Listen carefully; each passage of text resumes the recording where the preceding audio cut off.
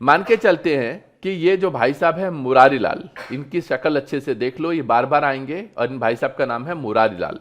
तो ये जो मुरारी लाल है ये गेट कीपर है। यहां पे क्या है, स्टॉक रखा हुआ है।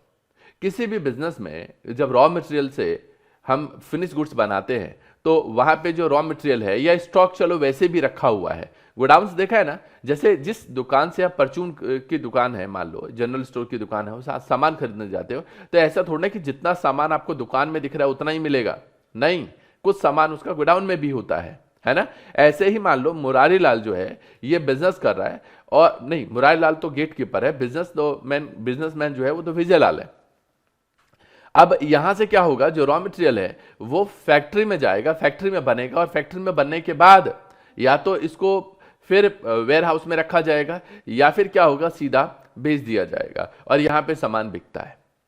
अब इतने प्रोसेस में एक बहुत इंपॉर्टेंट बात है, वो ये है कि ये जो माल आया, कच्चा माल आया या चलो बना हुआ ही माल है, उसको यहां पे रखेंगे तो यहां पे रखने की कॉस्ट है। दिल्ली जैसे शहरों में जो गोडाउन्स लिए जाते हैं, आपको क्या लगता है कि सस्ता होता है? बहुत महंगा होता है। और उसके जो एक तरीके से रख रखाव की जो कॉस्ट होती है वो भी और ज्यादा होती है। रख रखाव बोले तो एक गेट कीपर लगाना पड़ेगा, वो एंट्री करेगा रजिस्टर में कि कितना माल आया और कितना माल गया। ऐसा थोड़ा ना कि यहाँ पे आएगा मालिक, हाँ भाई इतना माल दे दे, मालिक कभी नहीं आता माल मांगने के लिए। यहाँ पे कौन आएगा, वर्कर आएगा जिसको असाइन किया होगा कि जा माल लेके आ, कच्चा माल, और यहाँ पे रहेगा और बनेगा। इसको और डिटेल में बताऊंगा अभी आगे, बट इतनी बात तो समझ में आ गई कि रॉ मटेरियल से ही फिनिश गुड्स बनेगा, प्रोडक्ट बनेगा। रॉ मटेरियल का मैनेजमेंट बहुत जरूरी है। अगर सही तरीके से हम मैनेज ना करें रॉ मटेरियल को तो हमारी कॉस्टिंग बहुत ज्यादा बढ़ जाती है। और क्योंकि आप सभी एक कॉस्ट अकाउंटेंट हैं, जी हां, सही सुना आपने, आप सभी एक कॉस्ट अकाउंटेंट है, तो आपकी रिस्पॉन्सिबिलिटी बनती है कि किसी भी प्रोडक्ट की कॉस्ट जितनी कम से कम हो सके उतनी कम करें। तो उसके लिए आपको काम करना पड़ेगा, और इसी बात के लिए चैप्टर पढ़ना है कि यहां पे हम लोग ऐसा क्या करें जिससे प्रोडक्ट की कॉस्ट कम हो सकती है। और आप आगे चल के सोचेंगे अरे यार ऐसा भी हो सकता है, हमने तो कभी सोचा ही नहीं था, और होगा, अभी देखना।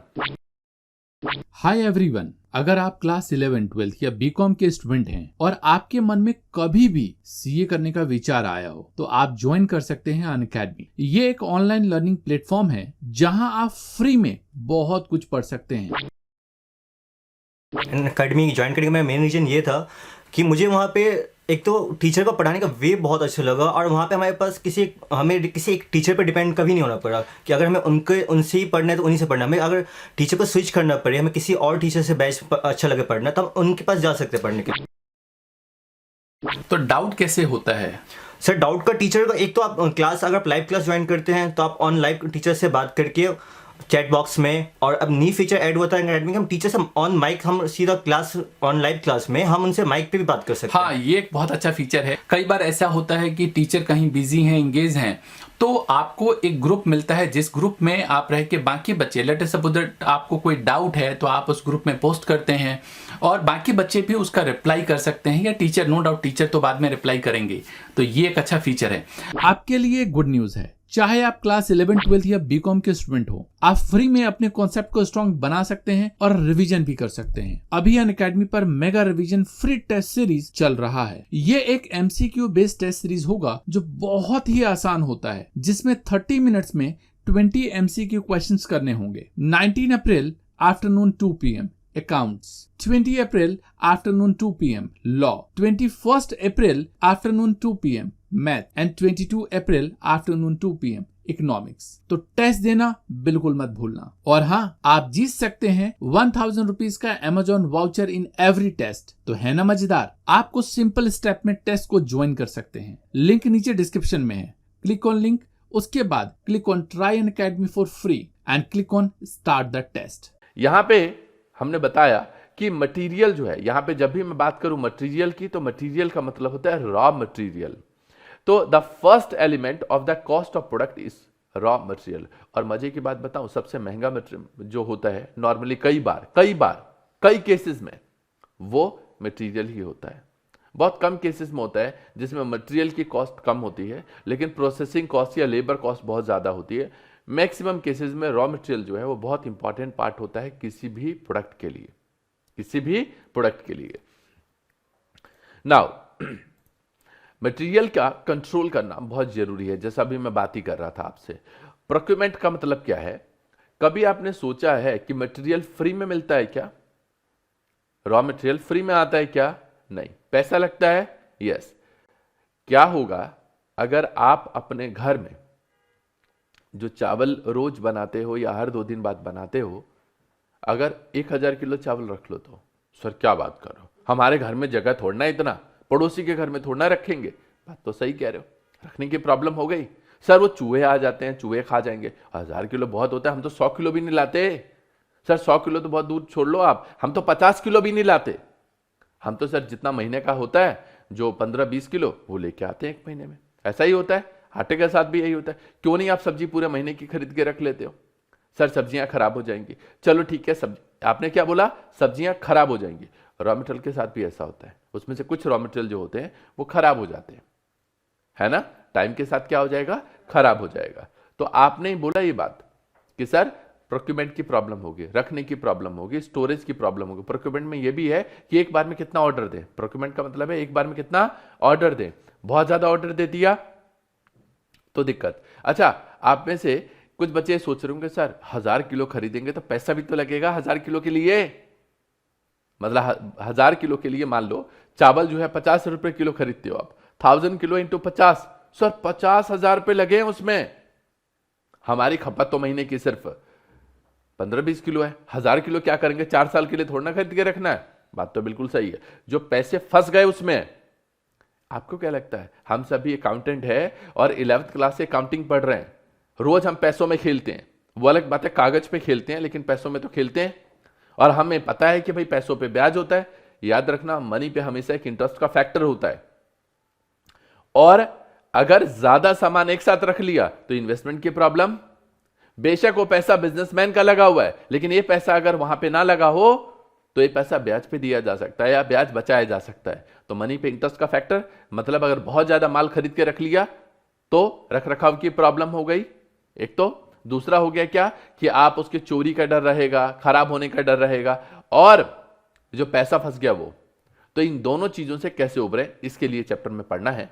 To avoid storage of material, एक तो ये बड़ी प्रॉब्लम, या तो बहुत ज्यादा या फिर बहुत कम, और दूसरा एक्सेसिव इन्वेस्टमेंट इन इन्वेंटरीज, जो स्टॉक है उसमें बहुत ज्यादा इन्वेस्टमेंट ना हो या बहुत कम ना हो। ऐसा भी हो जाता है, कभी ऐसा हुआ है कि मान लो यार आज तो कल आपने मम्मी को बताया नहीं, आटा खत्म, और आटा तो इतना है जिससे एक बंदे की रोटी बन सकती है। सुबह मान लो सबको नाश्ते में चाहिए, तो क्या होता है? भागते हुए जाते हो दुकान से, पास की दुकान से आटा खरीद लाते हो। और बहुत ज्यादा नहीं, आप 1 किलो खरीद के लेके आओगे जितने की जरूरत है, उस समय मजबूरी हो जाती है। और जहां रहते हो मान लो वहां पे पास में एक ही दुकान है, उसके पास भी आटा नहीं है, लो कर लो, क्या करोगे? हो सकता है ऐसा, हो सकता है। ये बड़ी प्रॉब्लम है बिजनेस में। अगर ऐसा हो गया कि मान लो जो मटेरियल है वो है ही नहीं, फैक्ट्री में लेबर क्या करेगी? मक्खी मारेगी, यही होगा, खाली बैठेगी। उनकी तो लॉटरी लग गई, काम नहीं करना पड़ेगा, लेकिन पैसा किसका जा रहा है? मालिक का जा रहा है। तो यहां पे भी प्रॉब्लम है ना। इन सभी चीजों को कंट्रोल करना बहुत जरूरी है। लेबर बैठ गई तो भी कॉस्ट होगी, ज्यादा इन्वेस्टमेंट कर दिया तो भी कॉस्ट ज्यादा हो जाएगी। स्टोरेज की प्रॉब्लम हो गई, मतलब गोडाउन बड़ा लेना पड़ गया तो भी प्रॉब्लम। बहुत सारी प्रॉब्लम है, एक एक करके बात करेंगे हम लोग। तो आइडिया तो लग गया कि चैप्टर में पढ़ने क्या वाले हैं हम लोग हैं। अगर पूरी बात की एक बात करूं तो हम मटेरियल के कंट्रोल के ऊपर बात करेंगे, मटेरियल के कंट्रोल के ऊपर बात करेंगे। ओके, मटेरियल कंट्रोल में बात करते हैं परचेजिंग ऑफ रॉ मटेरियल, कि कितना परचेज करना है एक बार में। आप जितने भी प्रोडक्ट खरीदते हो वो सभी बन के आते हैं। चलो मैगी की बात करते हैं। मैगी, मैं मैगी की बात कर रहा हूँ, यप्पी मैगी की, यप्पी नूडल्स की नहीं बात कर रहा, मैगी वालों की बात कर रहा हूँ। सबसे ज्यादा सेल उसी की होती है। तो अगर मैं मैगी की बात करूं आपसे, मैं कह रहा हूं यहां पे कि जो मैगी वाले मैगी बनाते होंगे, किसी से तो बनाते होंगे, ज्यादातर वो मैदा यूज होता है, मैदा यूज होता है, लेकिन उसको प्रोसेस करते हैं अलग तरीके से। हाँ, उसको प्रोसेस करते हैं, वो बनाते हैं गोल गोल, या वो जैसे भी वो रखा होता है वो देखते हो बनाते हैं। अब अगर मैं रॉ मटेरियल की बात करूं तो ये मैदा खरीदते हैं, या मान लो आटा नूडल आजकल सुनते हो, लेकिन वो प्योर आटा नूडल नहीं होता, उसमें भी मैदा कहीं ना कहीं मिक्स करते हैं। तो आटा तो खरीदते होंगे।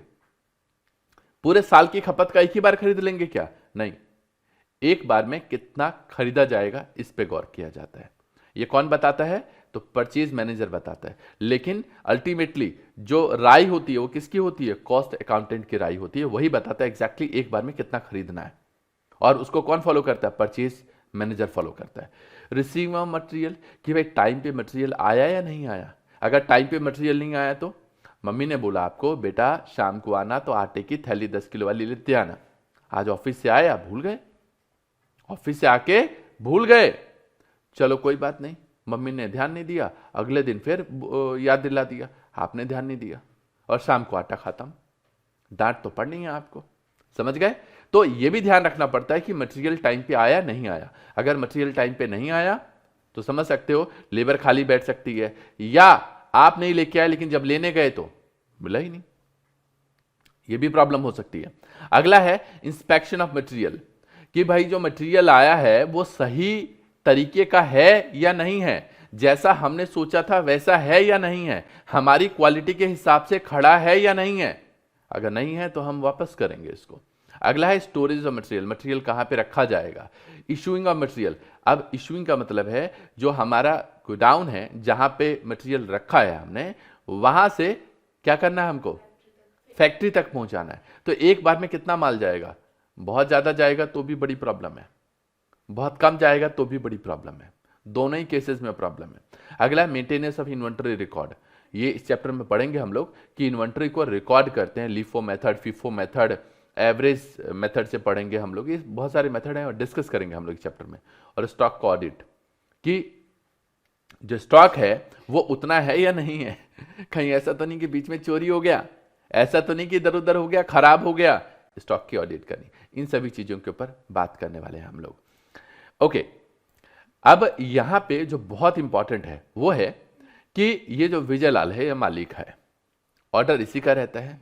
अब मटेरियल की जैसा मैंने बोला तो रॉ मटेरियल की बात हो रही है, और यहां पे क्या है, ये जो बैग आप यूज करते हो वो किसी न किसी फैब्रिक से तो बनता होगा, कपड़े से तो बनता होगा, मोटा कपड़ा होता है वो।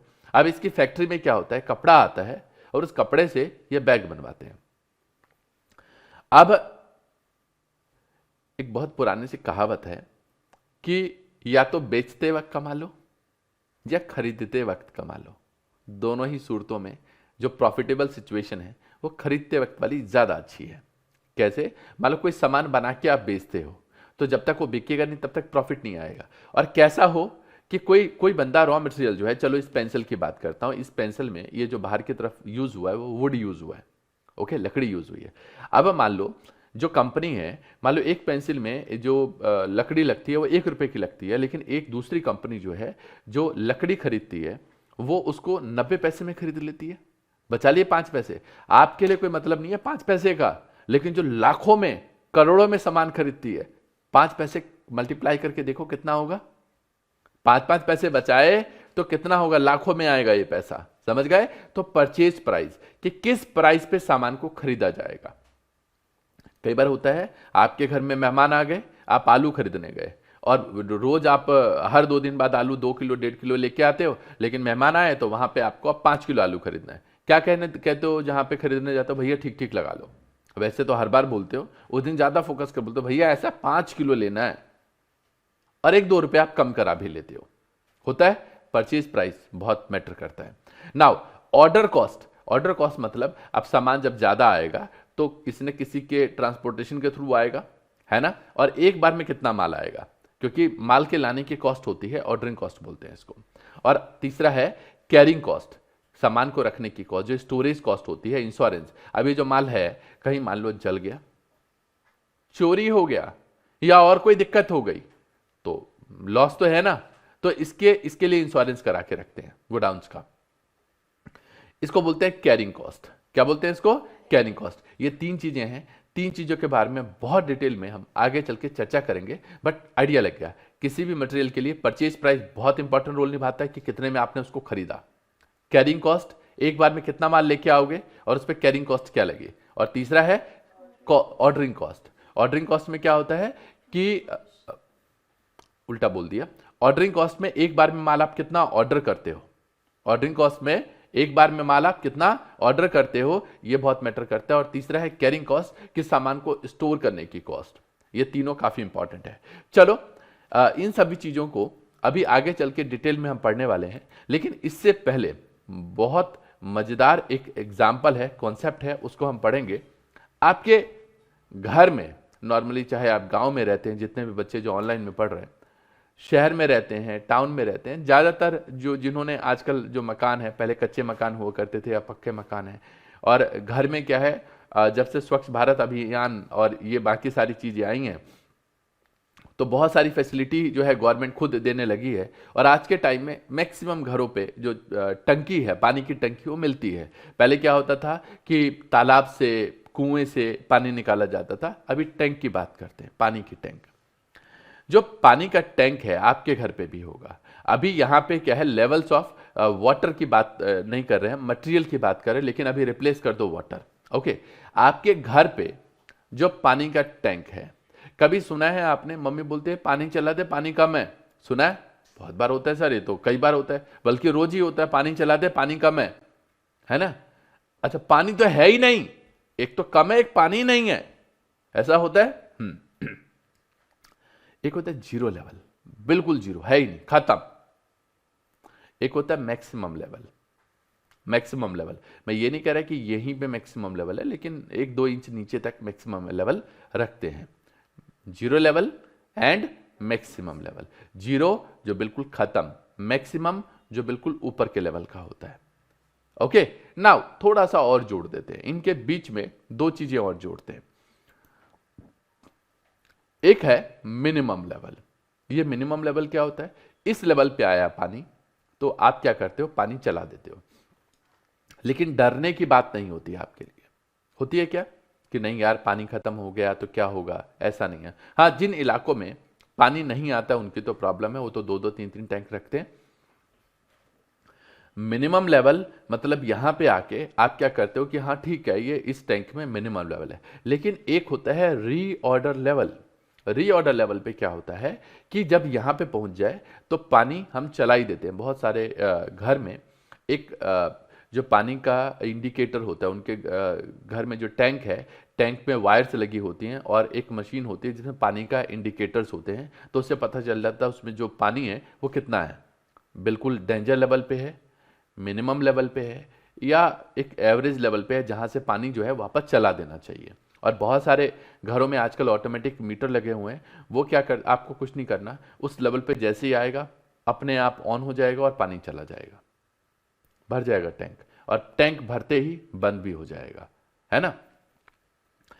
मिनिमम लेवल एक ऐसा लेवल जो बिल्कुल मिनिमम है। रीऑर्डर लेवल जहां पे अब रीऑर्डर कर देना चाहिए। प्रोडक्ट के केस में क्या होगा, इस लेवल पे पहुंचते ही आप ऑर्डर कर देते हो। घर में आटा के केस में भी ऐसे होता है, आटे के ड्रम में जैसी मम्मी देखती है ओके इतना आटा बचा है तो बोलते हैं अजी सुनते हो, पप्पा जी को बोलते हैं अजी सुनते हो, आटा लेते हुए आना, खत्म होने वाला है ना। अब उनको पता है कि भाई बोलेंगे तो एक दिन एकदम से तो लाने वाले हैं से रहे कि अगले दिन ही। बहुत मतलब कहते होते हैं पत्नी व्रता पति हो तो फिर तो शाम को ही आ जाएगा, लेकिन ऐसा बहुत कम होता है।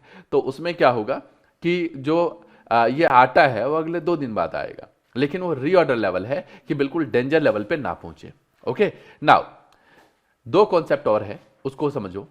पहला पढ़ा हमने यहां पे जीरो लेवल, दूसरा पढ़ा हमने मैक्सिमम लेवल, तीसरा पढ़ा हमने मिनिमम लेवल, चौथा पढ़ा हमने रीऑर्डर लेवल। इनके बीच में 2 लेवल और हैं। एक लेवल है हमारे पास यहां पे 5 नंबर में डेंजर लेवल। अब यहां पे पानी पहुंचा ना तो डेंजर सिचुएशन हो सकती है। घर में आटे के ड्रम में जो आटा होता है बस उस लेवल पे पहुंचा ना तो मम्मी के जो बोलने का रुख है थोड़ा बदल जाता है। आपको कहा था आटा लेके आने को, अब पता चलेगा सुबह जब नाश्ता नहीं मिलेगा। पता है नाश्ता बन सकता है लेकिन बोला जाता है। बच्चे बताओ मेरे स्कूल जाते हैं या कॉलेज जाते हैं, उनको अब सुबह सुबह भागना पता चलेगा, डेंजर लेवल। ओके, इसके नीचे पहुंचा तो गड़बड़। और इससे ऊपर एक लेवल होता है जिसको बोलते हैं एवरेज लेवल। ठीक है, लेवल है। इन सभी लेवल के बीच में एक लेवल जो मैंने बोला आपको रीऑर्डर लेवल, एक लेवल और होता है जिसके बारे में बात करेंगे, economic order quantity. Economic order quantity, उसके बारे में बात करेंगे हम लोग। अब यहां पे किस लेवल पे हमको अपना रॉ मटेरियल मंगवा लेना चाहिए, कहां पे हमारी कॉस्टिंग कम आएगी, इसके ऊपर बात करेंगे हम लोग। ओके वैसे 6 लेवल हैं, एक बार जल्दी से रिपीट करते हैं। सबसे पहला होता है जीरो लेवल, दूसरा होता है मैक्सिमम, तीसरा होता है मिनिमम, चौथा होता है रीऑर्डर, 5 होता है डेंजर लेवल और नेक्स्ट है हमारे पास एवरेज लेवल। अब इसको आटा हटा दो, पानी हटा दो और मटेरियल से जोड़ लो। ओके कि मटेरियल का भी लेवल ऐसा ही होता है। अब वो टैंक में नहीं रखा होता, गोडाउन में रखा होता है, फिजिकल यूनिट होती है, दिखता है, लेकिन सर पता कैसे चलेगा कितनी यूनिट है? तो इसके लिए क्या होता है, स्टॉक बनाते हैं। क्या बनाते हैं? एक स्टॉक लेजर बनाते हैं और उससे पता चलता है ओके इतना माल बचा हुआ है। कई बार जब आप सामान खरीदने जाते हो दुकान पे, तो कई बार ऐसा होता है कि मान लो मुझे ज्यादा सामान खरीदना है, मान लो, तो वो क्या कहते मैं चेक करके बताता हूं। तो अपने कंप्यूटर में कुछ कीज प्रेस करता है और बताता है जी इतनी क्वांटिटी पड़ी है। होता है ऐसा, बहुत बार होता है ना? तो कैसे पता चलता है? आजकल कंप्यूटर में वो स्टॉक लेजर क्रिएट करके रखते हैं कि कौन सा सामान कितना पड़ा है हमारे पास। ओके तो ये बात रही हमारे पास इनकी मतलब इनके कॉन्सेप्ट्स की। अब हम कैलकुलेशंस भी देखेंगे कि कुछ इंपॉर्टेंट फॉर्मूले कि रीऑर्डर लेवल कैसे निकालते हैं। सर निकालते भी हैं, हाँ, रीऑर्डर लेवल कि कितनी क्वांटिटी रीऑर्डर लेवल में होनी चाहिए, मैक्सिमम स्टॉक लेवल कितना होना चाहिए। जरूरी नहीं है कि आपके घर में हर महीने 20 किलो आटा यूज होता लेकिन हो सकता है आपके पड़ोसी के घर में 35 किलो आटा यूज होता हो सकता है आपके घर में चावल ज्यादा यूज होते हो सकता है कि कोई सब्जी ज्यादा यूज होती हो सकता है दाल ज्यादा यूज होता हो। सबके घर घर का फर्क होता है, समझ गए? तो सबके बिजनेस का अलग अलग तरीका होता है, उसके लिए कैलकुलेशन करते हैं कि इनके यहां मैक्सिमम स्टॉक का लेवल क्या होना चाहिए। कौन बताता है? ये कॉस्ट अकाउंटेंट बताता है कि मैक्सिमम स्टॉक का लेवल क्या होना चाहिए। दूसरा है मिनिमम स्टॉक लेवल, कम से कम तो इतना माल होना ही चाहिए। एवरेज स्टॉक लेवल कितना होना चाहिए, और आगे चल के बात करेंगे इकोनॉमिक ऑर्डर क्वांटिटी डिस्कस करेंगे। ये एग्जाम में आता है, ये भी आता है जो अभी 4 कॉन्सेप्ट है, इसके अलावा इकोनॉमिक ऑर्डर क्वांटिटी भी आती है। नाउ भाई रीऑर्डर लेवल क्या होता है जी? रीऑर्डर लेवल मतलब maximum lead time. Maximum lead time को अगर मैक्सिमम कंजम्पशन से मल्टीप्लाई कर दिया जाए तो जो आता है उसको बोलते हैं रीऑर्डर लेवल। क्या बोलते हैं इसको? Reorder level. ये मैक्सिमम लीड टाइम क्या होता है? अभी आपने फोन किया डोमिनोज वालों को, आपने फोन रखा और एकदम से घंटी बज जाती है, ऐसा होता है क्या? वो पड़ोस की दुकान है तब तो आ भी जाएगा शायद, लेकिन शायद तब भी ना आए क्योंकि उसको बनाने में टाइम लगेगा। मेरी बात समझ में आती है जो मैं कह रहा हूं आपको? मेरे कहने का मतलब यह है कि जो मैक्सिमम लीड टाइम है, आप जब भी कोई चीज ऑर्डर करते हो तो उसके मतलब आपने ऑर्डर किया और आपके पास पहुंचने में गैप होता है। रॉ मटेरियल के केस में तो और ज्यादा गैप होता है। कई बार तो मटेरियल किसी दूसरे स्टेट से आना होता है, टाइम लगता है टाइम। क्या होता है जी? टाइम लगता है। मेरे कहने का मतलब यह है कि जो रीऑर्डर लेवल होता है उसमें मैक्सिमम लीड टाइम मतलब जो प्रोडक्ट हम एकदम से अभी ऑर्डर करते हैं वो एकदम से नहीं आता, टाइम लगता है। जैसे मैंने बोला कि कभी कभी किसी दूसरे स्टेट से माल आता है तो टाइम लगता है, एकदम से तो आएगा नहीं। तो मैक्सिमम लीड टाइम मतलब मैक्सिमम टाइम कितना लगता है उस प्रोडक्ट को हमारे यहां पे आने में, इनटू मैक्सिमम कंजम्पशन, एक बार में हम कितना कंजम्पशन कर लेते हैं। कई बार घर में भी जब हम रोटी बनाते हैं तो पूछते हैं, कोई कहता है मैं 1 रोटी खाऊंगा, कोई कहता है 2 रोटी, कभी कभी सब्जी अच्छी बन जाती है तो कोई 4 भी खा जाता है। तो मैक्सिमम बनाने वाले को पता होता है कि मैक्सिमम कितना आटा गूंदा जा सकता है।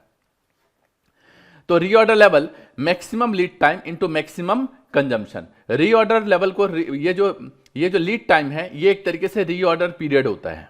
रीऑर्डर पीरियड के मतलब एक्चुअली में ये जो लीड टाइम है वो कितना होना चाहिए। तो time delay between purchase order and actual receipt of material, this is called reorder period. यह लीड टाइम कहलाता है। नाउ अगला है मैक्सिमम स्टॉक लेवल कि मैक्सिमम स्टॉक लेवल कितना होना चाहिए। फॉर्मूला इसका रीऑर्डर लेवल जो अभी पीछे निकाला है आपने, प्लस करते हैं रीऑर्डर क्वांटिटी ROQ, माइनस करते हैं minimum lead time into minimum consumption. इन दोनों को मल्टीप्लाई करके माइनस करना है। Reorder level plus reorder quantity minus minimum lead time into minimum consumption, ये होता है मैक्सिमम स्टॉक लेवल का। लेकिन यहीं पे अगर मिनिमम स्टॉक लेवल निकालना है आपको तो फॉर्मूला होगा reorder level minus average lead time into average consumption. Average lead time into average consumption, ये मिनिमम स्टॉक लेवल का फॉर्मूला होता है। किसका फॉर्मूला है? मिनिमम स्टॉक लेवल का फॉर्मूला है। ओके, एक और आता है इसमें, एवरेज स्टॉक लेवल। ये क्या होता है जी? एक तरीका है मिनिमम प्लस मैक्सिमम डिवाइड 2। बचपन में पढ़ते हो एवरेज निकालने के लिए जो मिनिमम प्लस मैक्सिमम डिवाइड 2, तो minimum stock level plus maximum stock level divide 2। एक और फॉर्मूला होता है मिनिमम स्टॉक लेवल में प्लस कर दो हाफ ऑफ EOQ। EOQ मतलब इकोनॉमिक ऑर्डर क्वांटिटी। आगे चल के हम यही बात करने वाले हैं आज। इकोनॉमिक ऑर्डर क्वांटिटी का हाफ अगर मिनिमम स्टॉक लेवल में प्लस कर दें तो ये एवरेज स्टॉक लेवल होता है और ये बेस्ट होता है। एक बात बता दूं, दोनों ही फॉर्मूले से एवरेज स्टॉक लेवल की जो क्वांटिटी है वो अलग अलग आएगी, एक क्वांटिटी नहीं आने वाली। लेकिन बेस्ट जो एक्यूरेट और सही है वो कौन सा माना जाता है? सेकंड वाला। सर एग्जाम में कौन सा लगाएंगे? दोनों में से जो मन करे वो लगा देना, दोनों ही ठीक है। ओके, नाउ अभी यहां पे बात कर रहा था मैं इकोनॉमिक ऑर्डर क्वांटिटी की। किसकी बात कर रहा था? इकोनॉमिक ऑर्डर क्वांटिटी की। और इससे पहले मैंने आपको दो कॉन्सेप्ट बताया, ऑर्डरिंग कॉस्ट और कैरिंग कॉस्ट। ऑर्डरिंग कॉस्ट और carrying cost. Economic order quantity, economics के अगर बच्चे हो तो आपने पक्का पढ़ा होगा एवरेज कॉस्ट। देखा है एवरेज कॉस्ट क्या होता है? धीरे धीरे धीरे धीरे नीचे आता है, फिर एक लेवल के बाद फिर बढ़ने लग जाता है। पढ़ा है आपने? इक्विलिब्रियम पॉइंट पढ़ा है जहां पे डिमांड और सप्लाई आपस में कट करते हैं। ये कर्व आपके लिए नया नहीं है। ये इस तरीके से आप डिमांड कर्व बनाते हो, इस तरीके से सप्लाई कर्व बनाते हो, दोनों जहां पे कट करते हैं वो इक्विलिब्रियम पॉइंट होता है ना? बट वो डिमांड और सप्लाई नहीं है। थोड़ा सा फ्लैशबैक में लेके गया था, वापस आओ। ये जो कॉस्ट है इसको बोलते हैं, जो ब्लू कलर से, उसको बोलते हैं ऑर्डरिंग कॉस्ट। आपको मान लो 100 किलो आटा खरीदना है। एक तरीका है 100 के 100 किलो आटा खरीदो, रिक्शे पे लदवाओ और घर आ जाओ।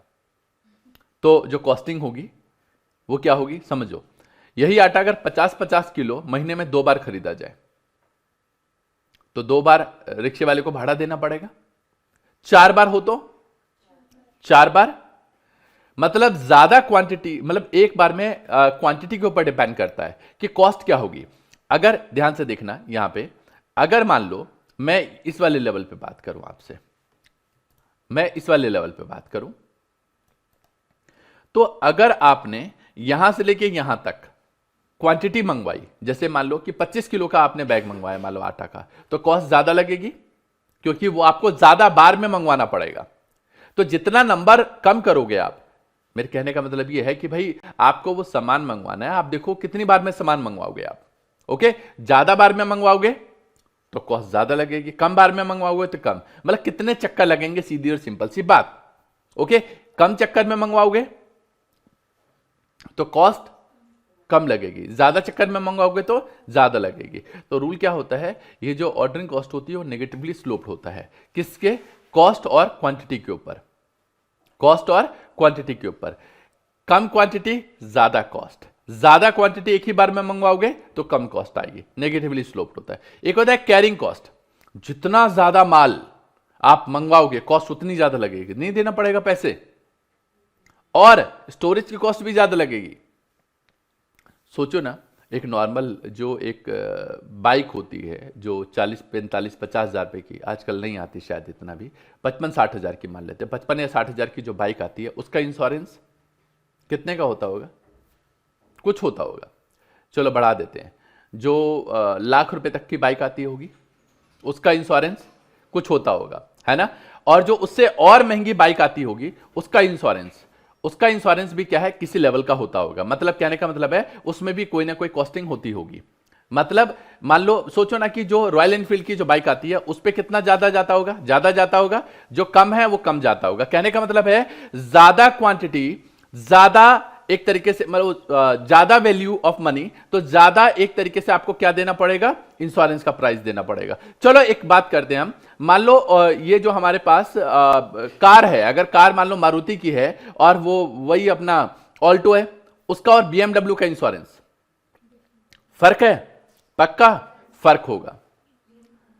बंद। कहने का मतलब यह है कि जितनी ज्यादा जितनी ज्यादा क्वांटिटी आप एक साथ रखोगे, गोडाउन भी बड़ा लेना पड़ेगा, उसका इंश्योरेंस का खर्चा भी ज्यादा आएगा, और रख रखाव के लिए जो बंदा है वो भी ज्यादा एक तरीके से कॉस्टिंग बैठेगी।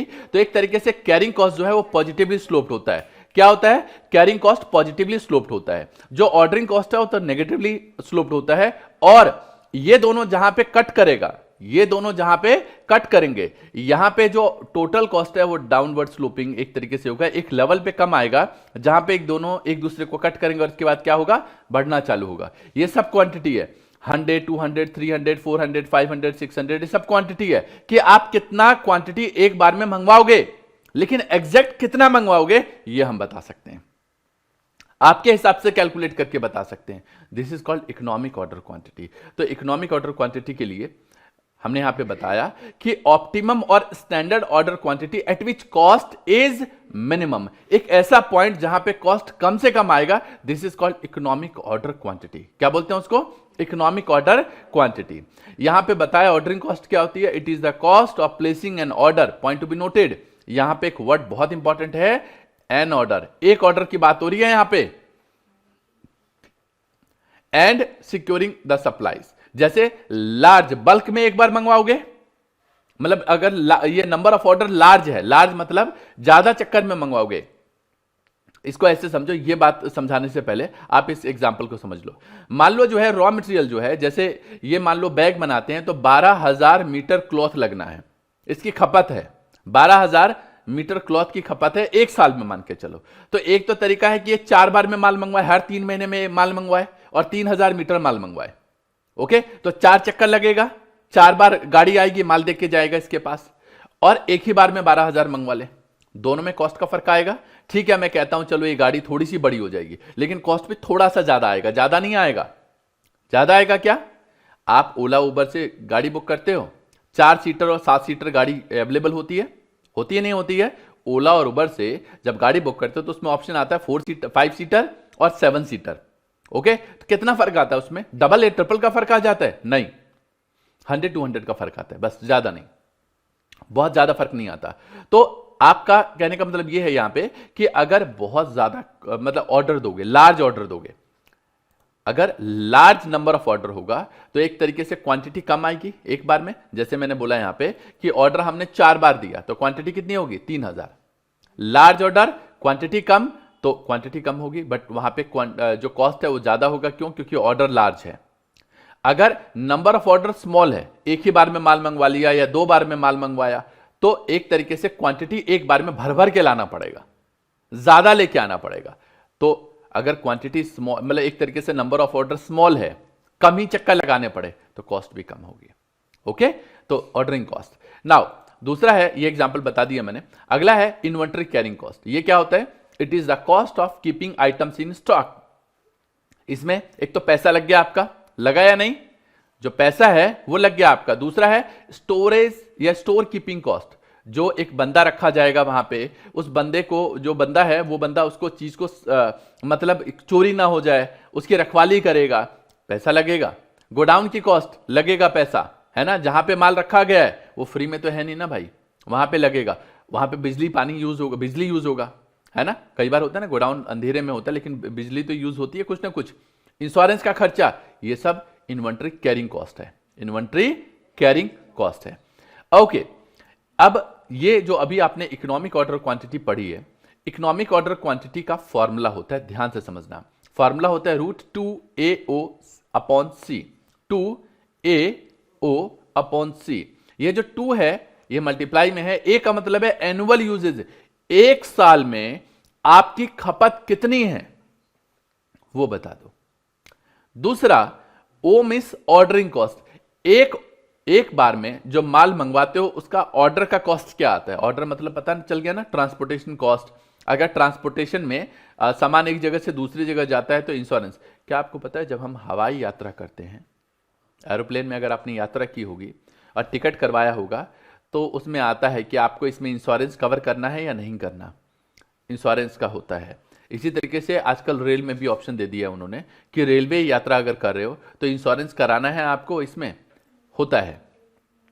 तो ऑर्डरिंग कॉस्ट में एक बार में जो ऑर्डर करते हैं उसकी क्या कॉस्ट होगी। और सी है annual carrying, point to be noted, यहाँ पे ना बच्चे कंफ्यूज हो जाते हैं। ये जो हाईलाइटेड वर्ड है काफी इंपॉर्टेंट है। ये क्या है? एनुअल। एनुअल बोले तो एक साल तक कोई माल जब आप अपने पास रखते हो, और कोई माल की बात नहीं हो रही, यहां पे 1 यूनिट की बात हो रही है।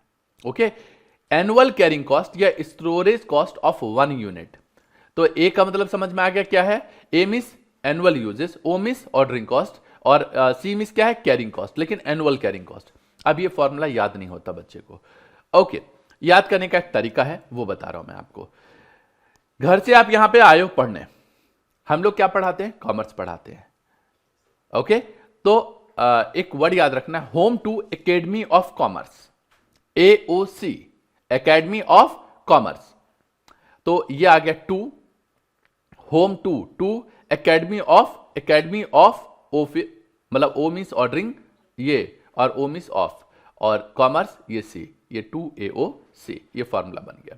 ओके, एग्जाम में 2 तरीके का क्वेश्चन आता है EOQ को निकालने के लिए। पहला आता है फॉर्मूला मेथड, डायरेक्ट आप ये वाला फॉर्मूला लगाओ और आंसर निकालो। लेकिन ये फॉर्मूला तभी अलाउ होगा जब क्वांटिटी डिस्काउंट गिवन ना हो। अगर एग्जाम में क्वांटिटी डिस्काउंट गिवन है, तो उस केस में आप फिर ये फॉर्मूला नहीं लगा सकते। फिर फॉर्मूला कौन सा लगाना पड़ेगा?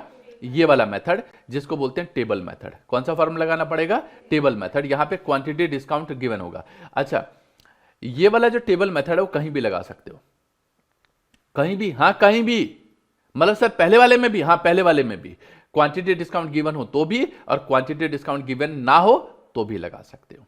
ओके, ये छोटी छोटी बट इंपॉर्टेंट बातें थी। उम्मीद करता हूं ये जितने भी कॉन्सेप्ट्स अभी तक मैंने बताए हैं वो अच्छी तरीके से समझ में आ गए होंगे। अब सवाल ये उठता है कि जितने भी बच्चे जो ऑनलाइन में हैं उन सभी को बता दूं, आपको क्या करना है, वीडियो को पॉज करके जो कॉन्सेप्ट्स हमने बताए हैं वो कॉन्सेप्ट्स आपको नोट करना है। ये कंपलसरी है, नोट नहीं करोगे तो समझ ही नहीं आएगा। ओके, और लगेगा तो मैं नेक्स्ट क्लास में आपको नोट करा दूंगा। जितने भी बच्चे जो ऑनलाइन में हैं, वैसे नोट करने में 15 या 20 मिनट लगेगा मैक्सिमम टू मैक्सिमम, ठीक। बट नोट करना जरूरी है, अगर नोट नहीं करोगे तो चीजें समझ में भी नहीं आएंगी। आज हम यहीं पे विराम देंगे, अगली क्लास में कंटिन्यू करेंगे। ओके, मिलेंगे हम लोग नेक्स्ट में, तब तक के लिए all the best, take care, जय हिंद, जय भारत।